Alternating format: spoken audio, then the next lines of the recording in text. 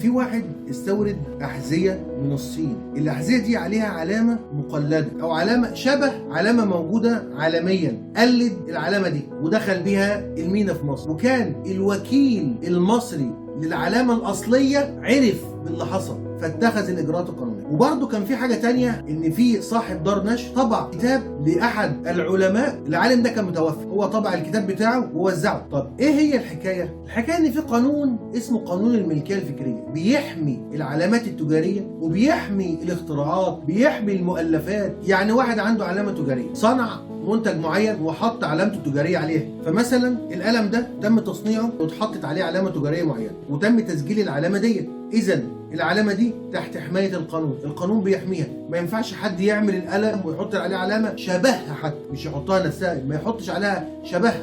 يبقى الوحيد اللي يقدر يستفيد من العلامه ديت ومن القلم ده هو شركتي بس.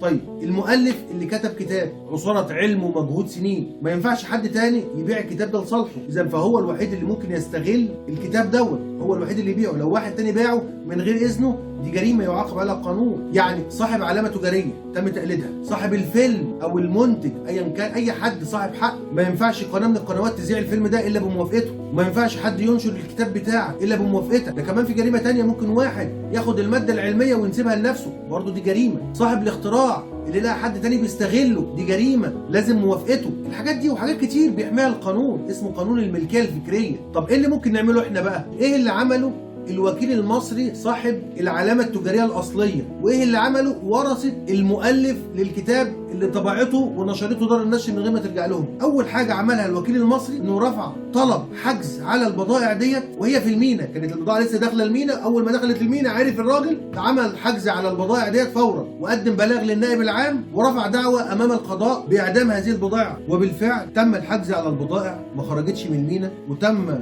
تحريج الجنحة ضد المستورد، وتم الحكم بإعدام البضائع وتعويض الوكيل المصري بالتعويض المناسب. تخيل يعني الراجل استورد بضاعة بملايين وجات هنا مصر عشان تتعدم. طب كان عليك بيه ده كله؟ ما تحط علامتك على المنتج بتاعك، ما تعمل علامة تجارية، روح صنع في الصين اللي انت عايزه، لو انت عايز تصنع في الصين عايز تصنع هنا، واعمل لنفسك علامة تجارية واحميها، حطها تحت حماية القانون، سجلها. ايه المشكلة لما تعمل علامة تجارية وتحميها؟ ليه عايز تقلد غيرك؟ طب ما غيرك ده هو مضرور. وبالنسبة لورثة العالم المتوفي اللي دار النشر اخذت الكتاب بتاعه وطبعته من غير اذنهم، اتحكم على صاحب دار النشر بتعويض تقريبا كان قيمة ثمن الكتاب. يعني خسر دار النشر، خسرت الورق وخسرت المجهود والعمال وخسر كل حاجة. كان اولى بيه انه يتفق مع الورثة ويدوهم نصيبهم وياخد منهم موافقة كتابية بطباعة ونشر الكتاب. ده بالعكس كان ممكن يشتري منهم حق الكتاب وحق توزيعه ونشره، كان عليه بايه ده كله. لكن قدر الله ما شاء فعل. يا ريت كلنا نتعلم، ويا رب اكون في التوفيق.